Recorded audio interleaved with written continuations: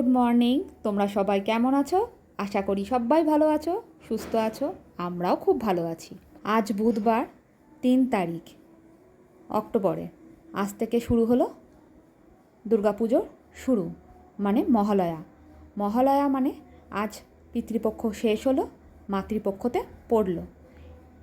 সবাইকে চাই, ঠাকুরের কাছে প্রার্থনা করি সববার যেন এই কটা দিন যেন খুব আনন্দ কাটে, ভালো কাটে। সব পুরনো জিনিস ভুলে গিয়ে সব যেন নতুন যেন যা আসছে সব যেন ভালো নিয়ে আসে, এটাই ঠাকুরের কাছে সবাই আমরা প্রার্থনা করি। চলো। তা সত্যি কথা বলতে গিয়ে মহালয়া বলতে মধ্যবিত্তর বাড়িতে মহালয়া বলতে তেমন কিছুই হয় না। অনেকে নিরামিষ খায়, অনেকে আবার আমিষ খায়। বুঝে আর পাচ্ছি না আজকে কি খাবো, আমিষ খাবো না নিরামিষ খাবো। আর সকাল সকাল আজকে গাছে জল দিতে দিতেই ভিডিওটা শুরু করলাম। আর দেখো, আমি কিন্তু উঠে পড়েছি আজ 8টার সময়। মিঠির স্কুল ছুটি, মহালয়াটা একটু শুনেছি, আর জামা কাপড় প্রচুর কেচেছি। দেখেছো, হালকা হালকা রোদ উঠেছে। সবাই বলছে পুজোর সময় নাকি আবার ঢেলে নাকি বৃষ্টি হবে। খুব ভয় লাগছে গো। হালকা হালকা রোদ্দুর উঠেছে, তাই দেখে আমি না যা পেরেছি কেচে ফেলেছি। এই কদিনের মধ্যে যদি শুকিয়ে না নিতে পারি তাহলে কিন্তু খুব বিপদ হয়ে যাবে।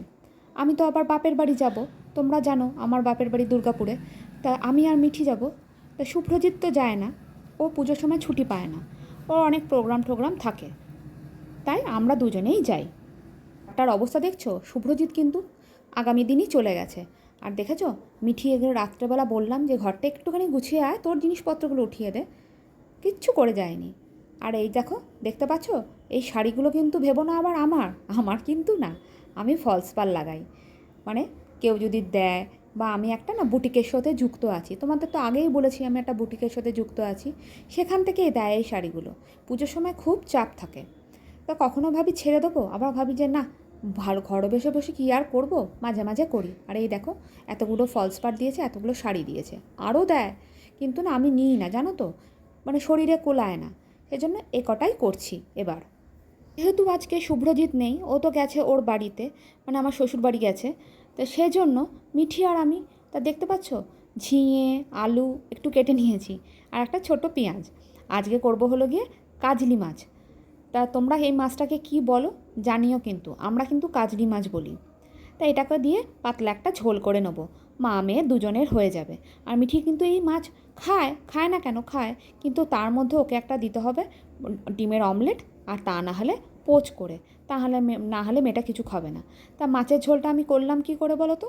করলাম হলো, প্রথমে কালো জিরে আর কাঁচা লঙ্কা ফোড়ন দিয়ে নিলাম। এই যে কালো জিরে কাঁচা লঙ্কা দিয়ে এবার আলুটা দিয়ে নিচ্ছি। নিয়ে আলুটা একটু বেশ কিছুক্ষণ ধরে নাড়াচাড়া করব। ভালো করে নাড়াচাড়া করে, মানে একটু ভালো করে নাড়াচাড়া করে নেবো, যাতে একটু ভাজা ভাজা টাইপের হয়ে যায়। আর এই দেখো, নুন আর হলুদ দিয়ে নিয়েছি।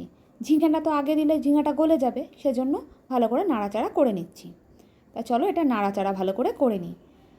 আর শুভ্রজিৎ যখন নেই তখন আর কোনো চিন্তাও নেই, মানে একটার বেশি দুটো রান্না করতে ইচ্ছা করছে না, সেজন্য আর করবও না। ঘরে আজ প্রচুর কাজ আছে।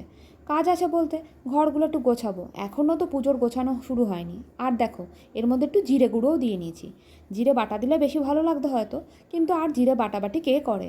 যখন হাজব্যান্ড ঘরে থাকে না, মনে হয় না কিছু করি, তখন মনে হয় শুধু ঘর গোছাই বা এই করি সেই করি, শুয়ে বসে কাটিয়ে কাটিয়ে দিন কেটে যায়।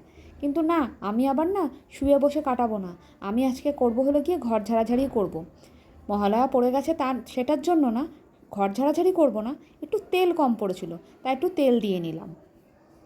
এবার আবার একটু বেশ কিছুক্ষণ নাড়াবো, নাড়িয়ে তারপরে যখন একটুখানি দেখবো ঝিঙেটা একটু একটু হালকা হালকা সেদ্ধ সেদ্ধ হয়ে এসছে, তখন এর মধ্যে জল ঢেলে দেবো। দাঁড়াও, আমার মনে হচ্ছে হয়ে হয়ে এসছে, তাহলে এবার একটু জল ঢেলে দিই, তা না হলে আবার বেশি পুড়ে গেলে আবার ঝিঙেটা আবার একদম গলে পাক হয়ে যাবে। এই দেখো, পরিমাণ মতন জল ঢেলে দিলাম। এবার টকবক করে যখন ফুটে উঠবে, তখন দিয়ে নেবো হলো গিয়ে মাছগুলোকে। এই যে মাছগুলোকে দিয়ে দিলাম। মাছগুলো দিয়ে দিলে একটু ধনেপাতা পেলেও হয়তো ভালো হতো। ধনেপাতা শুভ্রজিৎ থাকলে সেটা এনে দিত হয়তো, কিন্তু কি বলো তো, যেহেতু ও নেই, সেজন্য কে যাবে আবার বেরিয়ে? খাবো তো মাত্র দুজন, মা আর মেয়ে, এর জন্য কি আবার ওসব ভাল লাগে বলো তো? এই দেখো, মাছের ঝোলটা এবার ফুটে ফুটে আসছে। আমি ভালো করে ঢাকাঢুকি দিয়ে রেখেছিলাম, রেখে এবার টকবক করে যখন ফুটে উঠেছে, এবার ভাবছি নামিয়ে নেবো। আর এই দেখো, নামিয়েও দিয়েছি। কেমন হয়েছে কালারটা তোমরা কিন্তু অবশ্যই জানিও। আর দেখতে পাচ্ছ মিঠির পড়ার টেবিলটার কি অবস্থা, একটুও মেয়েটা ঝাড়ে না। আর না জিনিসপত্র দেখো, পেন খাতা বই ভরে গেছে, নিচের তাকগুলো একটুও ধরে না। দেখেছো, শুধু ক্রাফটের জিনিস ক্রাফটের জিনিস। এত বিরক্ত লাগে না, চারিদিকে ছড়িয়ে থাকে। কবে যে মেয়েটা বড় হবে কি জানি, কবে যে বোধ বুদ্ধি আসবে। বললাম তুই পড়া মানে টেবিলটা একটু মানে বুক স্ট্যান্ডটা একটুখানি গুছিয়ে রাখ, না কে কার কথা শোনে, শুনলই না। ও নাকি আজকে ছুটি, ও এখন টিভি দেখবে। বিরক্ত লেগে যায়, বেশি কিছু বললাম না, আমি এসে চুপচাপ করছি। তা না হলেই তো আবার মাথাটা আমার গরম হয়ে যাবে। দেখছো, এই যে দেখতে পাচ্ছি এই ক্লিপটা, এটা নিয়ে এসেছিলো গ্যাংটক থেকে। ঘুরতে গেছিলাম, সেখান থেকেও এই সব জিনিস ছাড়িনি। আর এই দেখো, এইগুলো পপেটগুলো যখন আগে উঠেছিল তখন কত যে কিনেছিল, ওই দুটোকে আমি ঘর থেকে বাঁচিয়ে রেখেছি। আর এই যে দেখতে পাচ্ছ, এটা আমার শ্বশুরমশাই, তোমরা হয়তো আগেও দেখেছো। আর দেখতে পাচ্ছ কী হারে কাশফুল হয়েছে, ওইদিকে সত্যিই অনেক কাশফুল হয়। তাই শুভ্রজিৎকে বলেছিলাম, তুমি যখন আসবে বা যাবে যখন, একটু ভিডিও করে নিয়ে এসো না গো, তাহলে সবাইকে দেখাবো যে কত সুন্দর কাশফুলগুলো হয়ে আছে। তো আমার শ্বশুরবাড়িটা না বেশ ফাঁকা ফাঁকা, আর আমার বাপের বাড়িটা প্রচণ্ড গেঞ্জি।